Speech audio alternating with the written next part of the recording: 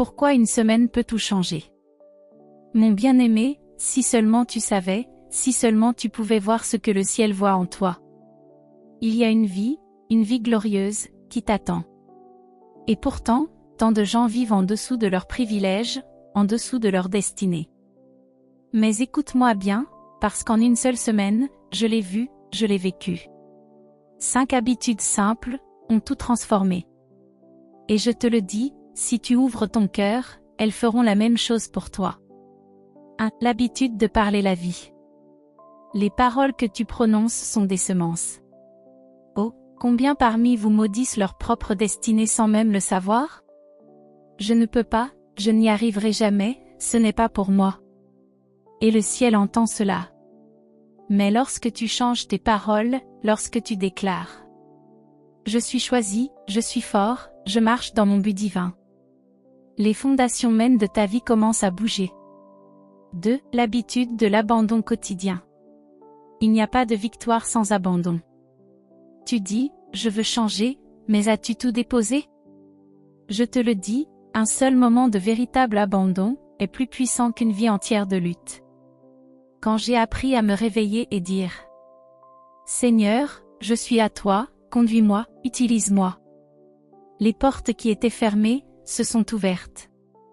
3. L'habitude du calme.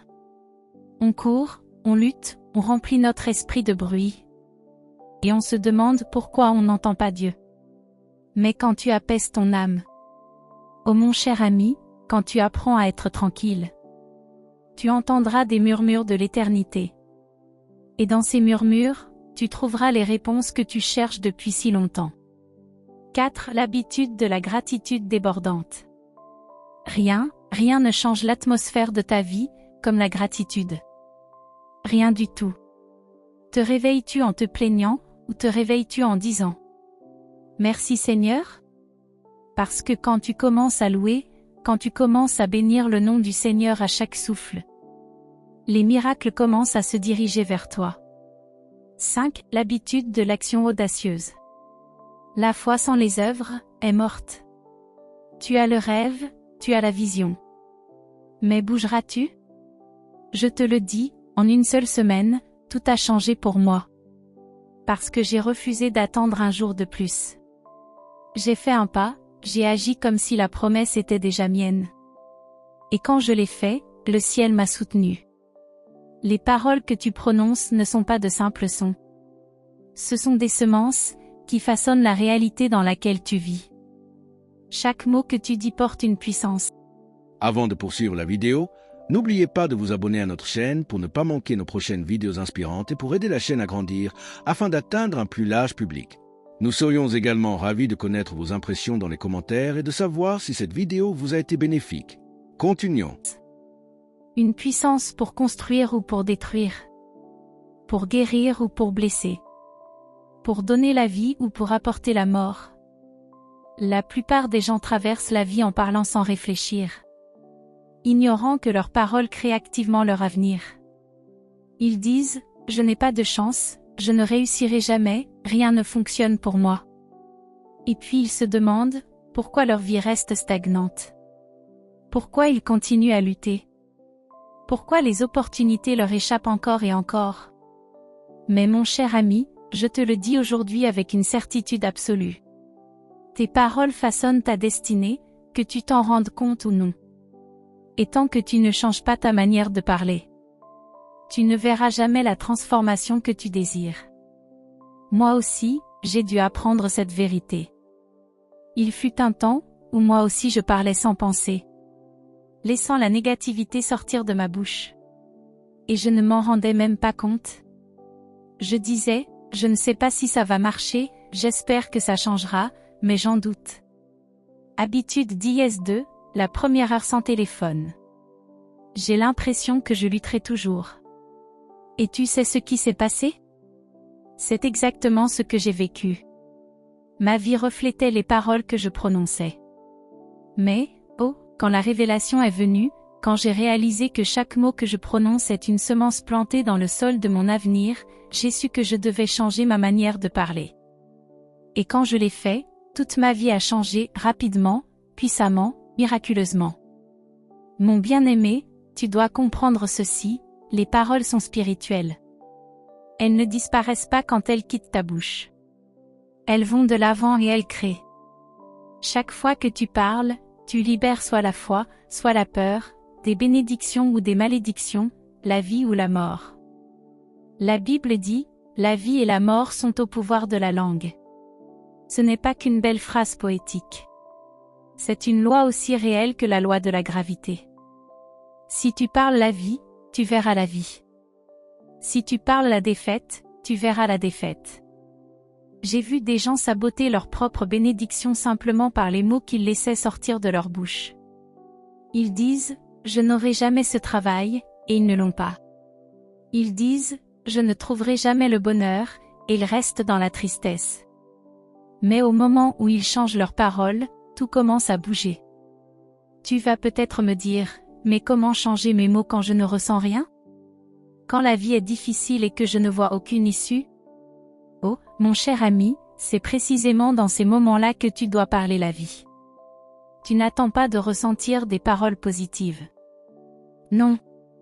Tu les déclares même dans l'obscurité. Tu dis, je suis béni, même quand tu te sens brisé. Tu dis, des portes s'ouvrent pour moi, même quand toutes semblent fermées. Tu dis, je marche dans la faveur, même quand tu te sens rejeté. Et laisse-moi te dire ceci, quand tu commences à parler ainsi, les choses vont changer. Ce n'est pas de la magie. C'est un principe spirituel, ce que tu déclares avec ta bouche, tu le verras avec tes yeux. J'ai vu cette vérité fonctionner dans ma propre vie, et dans la vie de tant d'autres. Je me souviens d'une femme. Son cœur était lourd de désespoir. Elle avait perdu son emploi, sa santé déclinait, et elle n'avait plus aucun espoir. Et quand elle parlait, chaque mot était rempli de négativité. Elle disait, rien de bon ne m'arrive jamais, je ne sortirai jamais de cette situation, j'ai l'impression que ma vie est finie. J'ai pris ses mains, je l'ai regardé dans les yeux et je lui ai dit, tu dois changer ta façon de parler. Tu dois commencer à déclarer le contraire. Au début, elle a résisté, mais je ne le ressens pas, disait-elle. Et je lui ai répondu, tu n'as pas besoin de le ressentir pour le dire. Dis-le, jusqu'à ce que tu le vois. Elle a décidé d'essayer. Chaque matin, au lieu de dire, je me sens sans espoir, elle déclarait, mon avenir est lumineux. Au lieu de dire, je ne trouverai jamais de travail, elle disait, des portes s'ouvrent pour moi. Au lieu de dire, je suis toujours malade, elle disait, la guérison coule dans mon corps. Et mon bien-aimé, en une semaine, juste une semaine, les choses ont commencé à changer. Elle a reçu un appel pour un entretien. Sa santé s'est améliorée. La paix a remplacé l'anxiété. Tout cela, parce qu'elle a changé ses paroles. Alors je te pose la question aujourd'hui, que dis-tu sur ta vie? Sèmes-tu des semences de foi ou des semences de doute? Déclares-tu la victoire ou invites-tu la défaite?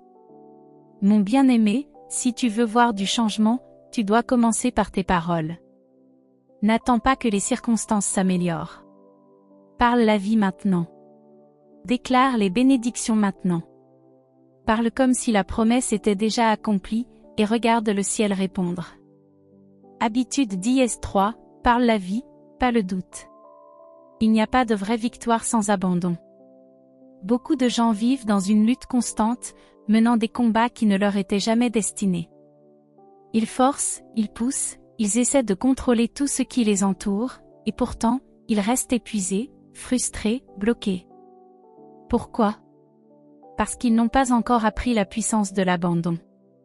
Mon cher ami, je te le dis aujourd'hui, le plus grand tournant de ta vie ne viendra pas d'un effort supplémentaire, ni d'un combat plus intense, ni d'une volonté plus forte. Non. Il viendra quand tu déposeras enfin tout, et que tu diras, Seigneur, je m'abandonne. Ce n'est pas dans l'effort, mais dans l'abandon, que l'on trouve la vraie force. J'ai vu cette vérité dans ma propre vie. Il fut un temps où je m'accrochais si fort à mes plans, à mes rêves, à mes désirs, pensant que si je priais plus fort, si je travaillais plus dur, si je poussais davantage, les choses finiraient par s'arranger. Mais au lieu de progrès, je faisais face à plus de résistance. Au lieu de paix, je ressentais de l'anxiété. Au lieu de clarté, je trouvais la confusion. Et un jour, dans le silence de mon âme, j'ai entendu cette douce petite voix murmurer, « Lâche prise, fais-moi confiance. » Oh, comme cela a été difficile au début. Parce que tout en moi voulait m'accrocher. Tout en moi voulait comprendre les choses par moi-même, trouver une solution seule. Mais je suis arrivée à un point où j'ai su que je ne pouvais plus continuer ainsi. Alors, avec des larmes dans les yeux et la foi dans le cœur, je me suis abandonnée. J'ai dit, « Seigneur, non pas ma volonté, mais que ta volonté soit faite. » Et mon bien-aimé, à partir de ce moment-là, tout a commencé à changer. Lorsque nous nous abandonnons, nous ne renonçons pas, nous nous remettons entre les mains d'une puissance bien plus grande que la nôtre. Nous sortons du domaine des limitations humaines pour entrer dans le domaine des possibilités divines. Tu vois, Dieu ne peut pas agir pleinement dans une vie qui essaie encore de tout contrôler. Il ne forcera pas sa voix. Il attend que nous soyons prêts à lâcher prise, à lui faire totalement confiance. Et au moment où nous le faisons, sa puissance est relâchée de façon que nous n'aurions jamais pu imaginer. J'ai parlé à tant de personnes épuisées par le poids de leur propre fardeau. Elles essaient de tout réparer, de faire avancer les choses par leur propre force. Et elles se demandent pourquoi elles sont si fatiguées, si vidées, si perdues. Et je leur dis, tu n'as pas apporté cela seul. Tu n'as jamais été censé le faire. Mais s'abandonner, ce n'est pas juste prononcer quelques mots. C'est une attitude du cœur. C'est se réveiller chaque jour et choisir de faire confiance, même quand on ne comprend pas. C'est dire, Dieu, je remets cette situation entre tes mains, et ensuite refuser de la reprendre. Une femme est venue à moi, désespérée d'un miracle. Elle avait tout essayé, prié toutes les prières, testé toutes les méthodes. Pourtant, rien ne changeait. Elle m'a demandé en larmes, pourquoi Dieu ne me répond-il pas?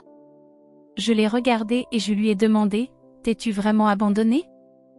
Ou essaies-tu encore de contrôler le résultat? Elle a fait une pause, puis elle a admis, j'ai peur de lâcher prise. Et c'est bien là le problème pour tant d'entre nous, n'est-ce pas? Nous avons peur que si nous lâchons prise, nous perdions le contrôle. Mais la vérité, c'est que nous n'avons jamais été en contrôle. Dieu l'a toujours été. Et il est infiniment plus capable de gérer nos vies que nous. Alors, elle l'a fait. Elle s'est abandonnée. Elle a laissé de côté ses plans, son propre calendrier, ses peurs. Et en quelques jours, la chose même pour laquelle elle priait a commencé à se produire, d'une manière qu'elle n'aurait jamais imaginée. La réponse avait toujours été là, attendant simplement qu'elle cesse de lutter et commence à faire confiance. Mon bien-aimé, à quoi t'accroches-tu aujourd'hui, que Dieu te demande de relâcher? Est-ce un rêve? Une relation? Une peur? Une erreur passée? Peu importe ce que c'est, je te promets que quand tu le déposeras enfin, tu ne perdras pas, tu gagneras. Tu gagneras la paix. Tu gagneras la clarté. Tu gagneras une intervention divine. S'abandonner ne signifie pas cesser d'agir. Cela signifie cesser de forcer les choses à notre manière. Cela signifie faire notre part, et faire confiance à Dieu pour faire la sienne. Cela signifie lâcher notre chronologie, et le laisser dérouler les choses selon son parfait timing. Et quand nous faisons cela, nous entrons dans un courant de grâce, une aisance surnaturelle, où les choses commencent à se mettre en place, sans effort, sans lutte. Je te le dis aujourd'hui, quoi que ce soit qui t'écrase, quoi que ce soit que tu tiens si fort, laisse-le aller. Donne-le à Dieu. Fais-lui confiance. Et regarde-le agir d'une manière que tu n'aurais jamais attendue. Car les plus grandes victoires ne sont pas remportées par notre force, mais par notre abandon. Les pensées que tu entretiens et les paroles que tu prononces ont plus de puissance que tu ne peux l'imaginer. Elles façonnent la direction de ta vie, déterminent ton avenir, et influencent tout ce qui t'arrive. Beaucoup de gens vivent leur vie entière piégés, non pas par les circonstances, mais par leurs propres pensées et paroles. Ils se lèvent le matin, et commencent immédiatement à répéter de la négativité dans leur esprit. Je ne suis pas assez bien. Les choses ne marchent jamais pour moi. Je ne réussirai jamais. Et ensuite, ces personnes se demandent pourquoi elles continuent de lutter, pourquoi les portes restent fermées, pourquoi elles n'arrivent jamais à se libérer. Mais mon cher ami, je te le dis aujourd'hui, si tu peux changer tes pensées et tes paroles, tu peux changer ta vie. Je me souviens d'un temps où j'étais lié par des pensées négatives. Je ne m'en rendais même pas compte au début, c'était devenu naturel de penser petit, de m'attendre au pire, de supposer que les choses ne fonctionneraient jamais pour moi. Je priais pour des bénédictions, mais dans mon esprit, je pensais aussitôt, j'espère que quelque chose de bien va arriver, mais probablement pas, et tu sais quoi? C'est exactement ce que je vivais, une porte fermée après l'autre, frustration après frustration. Mais un jour, j'ai eu une révélation. J'ai réalisé que mes pensées et mes paroles travaillaient contre moi. Au lieu de m'associer avec Dieu, je bloquais moi-même ma percée sans le savoir. Et au moment où j'ai décidé de changer, tout a commencé à se transformer. Tu vois, les pensées sont des semences. Chaque pensée que tu laisses entrer dans ton esprit est plantée dans le sol de ton cœur. Et ce que tu plantes, tu finiras par le récolter dans ta vie. Si tu penses constamment de manière négative, si tu médites continuellement sur le doute et la peur, alors c'est exactement ce que tu vas moissonner. Mais si tu remplis ton esprit de foi, d'attente, et des promesses de Dieu, ta vie commencera à refléter cela. J'ai vu des gens être libérés de dizaines d'années de lutte, simplement en changeant leur façon de penser. J'ai vu des portes s'ouvrir, des miracles se produire, des destinées se transformer, parce que quelqu'un a choisi d'aligner ses pensées sur la vérité de Dieu plutôt que sur ses peurs. L'ennemi connaît cette vérité mieux que la plupart des gens. C'est pourquoi il s'acharne à remplir ton esprit de mensonges. Il chuchote, tu n'es pas digne. Tu n'y arriveras jamais. Tu es trop brisé. Trop tard. Trop faible. Et si tu crois à ces mensonges, ils deviendront ta réalité. Mais mon bien-aimé, aujourd'hui je te dis, tu as le pouvoir de rejeter ces pensées. Tu n'es pas obligé d'accepter tout ce qui entre dans ton esprit. Tu peux prendre autorité sur tes pensées. Tu peux choisir ce qui reste, et ce qui doit partir. Le fait qu'une pensée négative entre dans ton esprit ne veut pas dire que tu dois l'héberger. Tu peux la remplacer par la vérité. C'est pourquoi il est si important de surveiller aussi tes paroles. Tes paroles donnent vie à tes pensées. Tout ce que tu dis, tu le renforces. Si tu parles la peur grandira. Si tu parles le doute prendra racine. Mais si tu parles la foi s'élèvera. Quand j'ai appris à aligner mes paroles non pas sur mes peurs, mais sur ce que je voulais voir arriver dans ma vie, tout a commencé à changer. Au lieu de dire « rien ne change jamais pour moi », je disais « les portes s'ouvrent en ma faveur ». Au début, cela paraissait artificiel. Mes circonstances ne reflétaient pas encore mes paroles. Mais j'ai continué à les déclarer quand même. Et avec le temps, j'ai commencé à voir ce que je déclarais se manifester. Je me souviens avoir rencontré un homme qui avait lutté pendant des années pour avancer. Chaque fois que quelque chose de bon commençait à se produire, un malheur suivait aussitôt. Il était convaincu d'être maudit, qu'il ne réussirait jamais. Et chaque fois qu'il ouvrait la bouche, c'était de la négativité, j'ai jamais de chance. Il y a toujours quelque chose qui va mal. Je lui ai dit, tu dois changer ta façon de parler. Tu dois commencer à déclarer la vie sur ta situation. Au début, il a résisté, mais finalement, il a décidé d'essayer. Chaque matin, il a commencé à dire « Je suis béni. Des choses bonnes arrivent vers moi. Je marche dans la faveur. » Et en quelques semaines, les choses ont commencé à changer. Les opportunités sont venues, les bonnes personnes sont entrées dans sa vie, le cycle de la lutte a été brisé. Pourquoi? Parce qu'il a changé ses pensées et ses paroles. Mon bien-aimé, je te pose cette question aujourd'hui, qu'est-ce que tu laisses entrer dans ton esprit? Quelles paroles prononces-tu sur ta propre vie? Tu ne peux pas te permettre d'être négligent avec tes pensées et tes paroles. Elles sont en train de façonner ta destinée. Si tu veux voir un changement, cela commence dans ton esprit et sur ta langue. Choisis dès aujourd'hui de nourrir des pensées de foi, de prononcer des paroles de victoire, et tu verras ta vie s'aligner avec la puissance de la vérité. La gratitude n'est pas seulement une émotion. C'est une force qui a le pouvoir de tout transformer dans ta vie. La plupart des gens attendent d'avoir quelque chose pour être reconnaissants avant d'exprimer leur gratitude. Mais ce n'est pas comme ça que cela fonctionne. La gratitude n'est pas simplement une réaction aux bonnes choses, c'est la clé qui ouvre la porte aux bonnes choses. Quand tu vis avec un cœur rempli de reconnaissance, même avant de voir la bénédiction, tu invites la faveur, la joie et les miracles dans ta vie. Mais tellement de gens vivent dans l'esprit inverse. Ils se lèvent en se plaignant. Ils traversent leur journée concentrés sur ce qui ne va pas.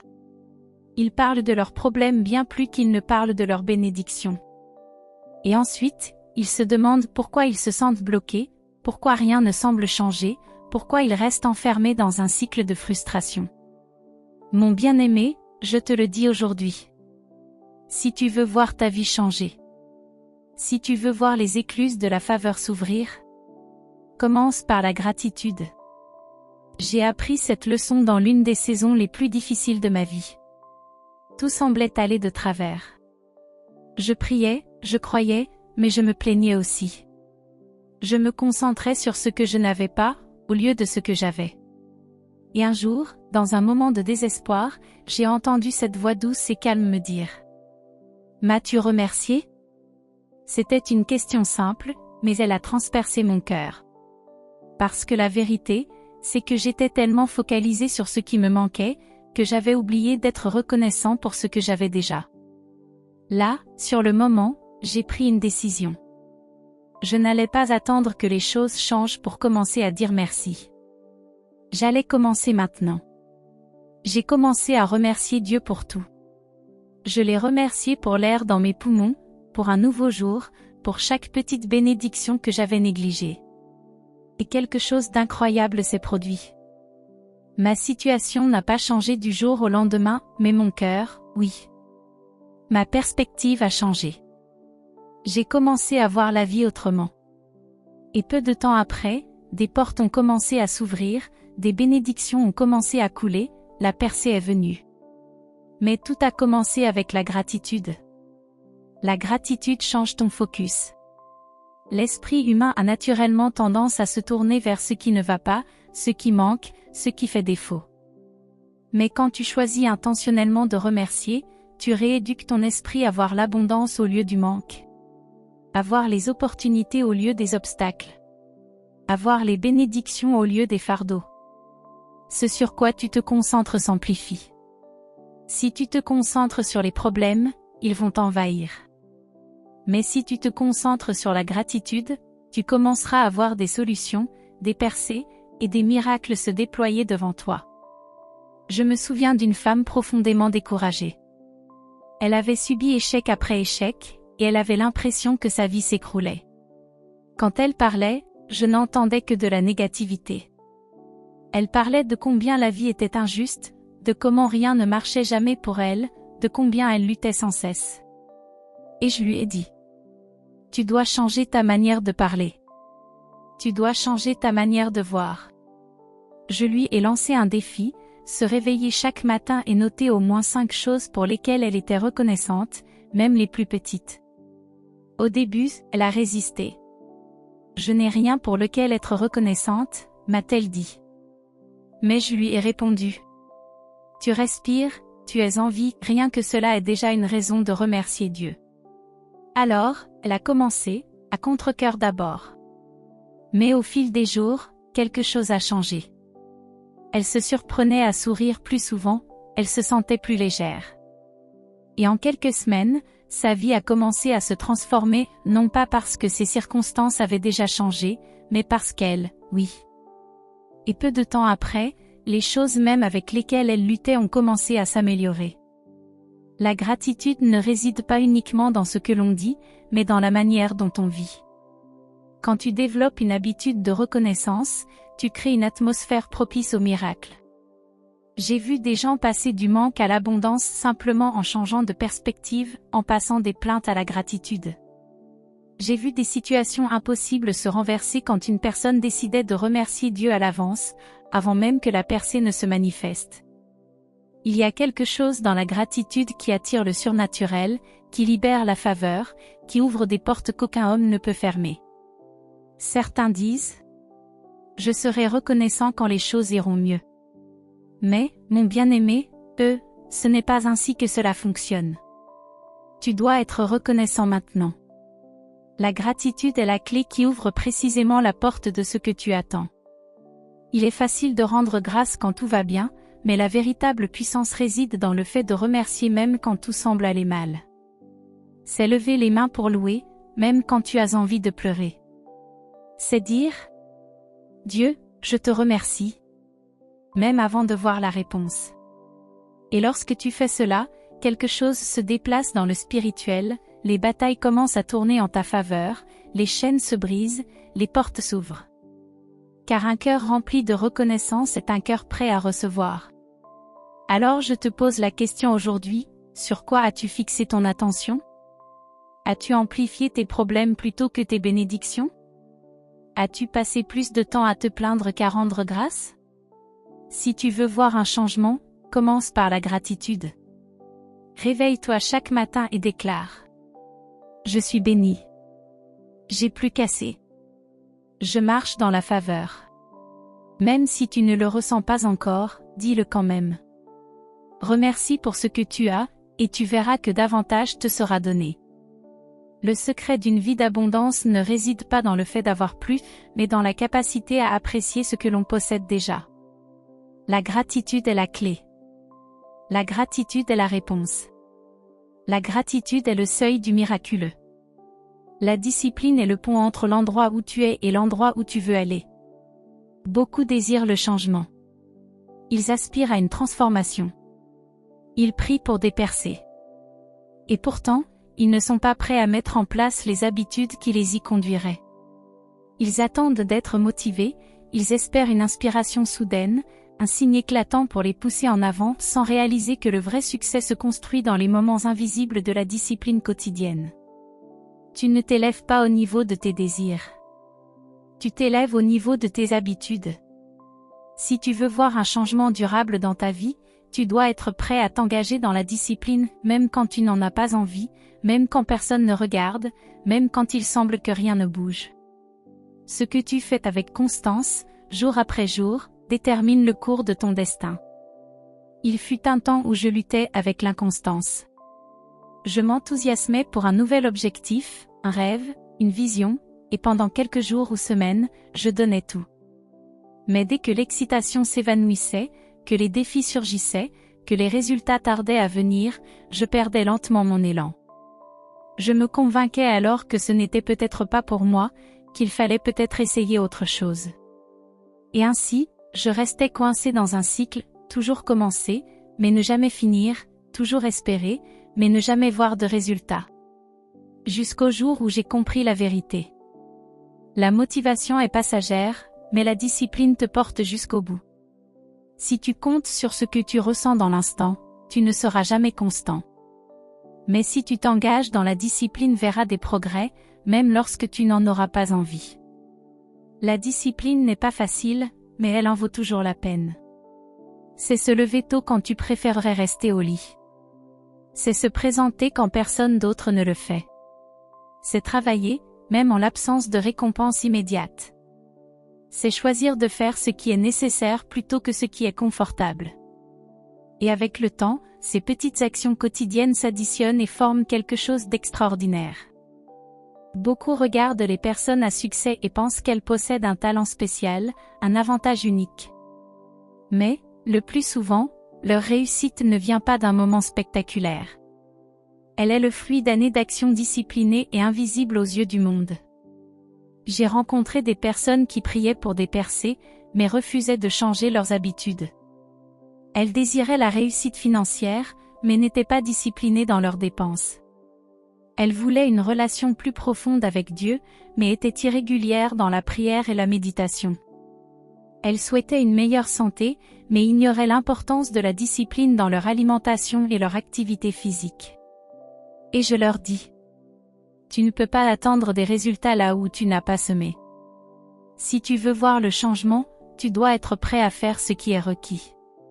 L'un des plus grands ennemis de la discipline, ce sont les excuses. Je suis trop fatigué. Je n'ai pas le temps. C'est trop difficile. Ce sont ces mots qui maintiennent tant de personnes prisonnières du même état, année après année. Mais, mon bien-aimé, laisse-moi te dire ceci. Il y aura toujours une raison de remettre à plus tard, de procrastiner, de fuir l'action. Mais si tu attends que les conditions soient parfaites, tu ne commenceras jamais. Il n'y aura jamais de moment idéal. Il n'y aura jamais de chemin facile. Tu dois choisir d'être discipliné malgré les obstacles, malgré les défis, malgré les revers. Car la discipline ne repose pas sur la commodité, mais sur l'engagement.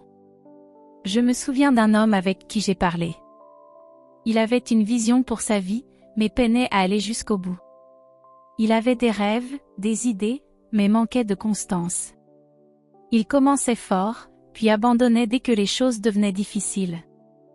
Il m'a demandé: comment rester discipliné?